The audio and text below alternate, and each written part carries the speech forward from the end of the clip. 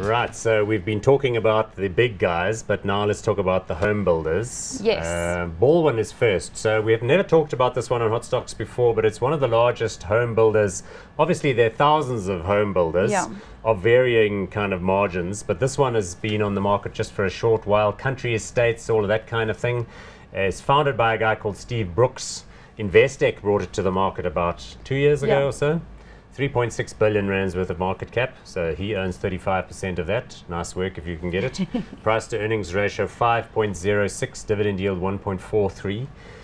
What do you think of these guys? So 5.06 dividend yield, PE is very, very, very attractive. So generally, we like the housing space because there's a short supply in housing, especially in urban areas where these guys play.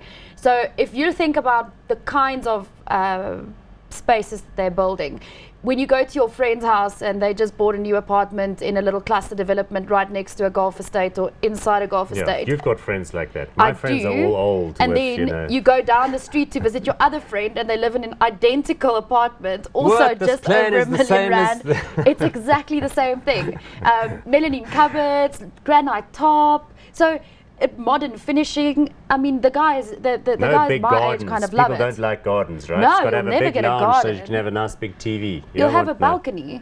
And the pool, is there a pool or is that normally a shared type pool situation? Well, it'll be a shared type pool situation. Depends. Yeah, I mean, if you have a little bit of extra cash, you could probably put a jacuzzi on your balcony, a really small one, because they're very, very tiny. And then every house has got a Weber and a satellite dish, right? Yes, absolutely. There's no debate about that. Yes. So those are the apartments that these guys build. Sectional title type stuff. It works very, very well in urban spaces. People are concerned about crime. They don't have a lot of money. Are they like typically on new land?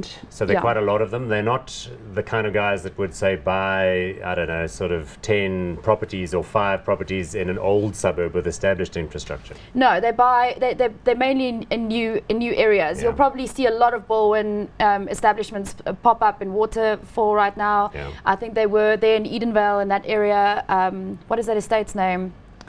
Greenstone. A lot of those in Greenstone, lots in Ramsig and the outlying areas of the West Rand. So that's mainly where you get these sorts of developments. Yeah, so upwardly mobile, young professionals, dual income, no kids, etc. That's the target market. Yeah.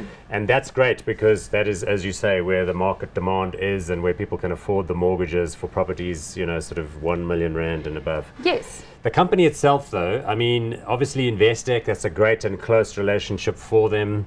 The share price is fairly new, so you can't really see a discernible trend there. I suppose people are still trying to work out whether it's got reliable earnings forecast.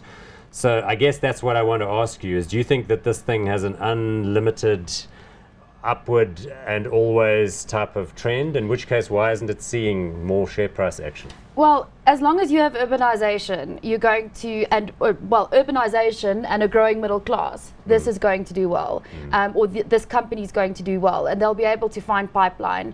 And in South Africa, generally, we tend to sprawl quite flatly. So Joburg, for example, is the 3rd largest city in the world by land area. Yeah. So we don't tend to build up. We tend to build like this. Which is sort of a bit nuts, but I suppose it's sort of related to the way we think, and they want to have cars.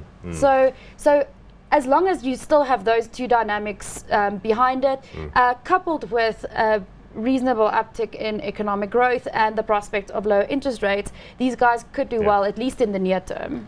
So you're going to go hot on this one? Just based on the fact that they've got all the support and it's trading on a 5 PE, it'll have to be a hot. And it deserves more attention. Okay, we'll go hot on that one, give it the thumb.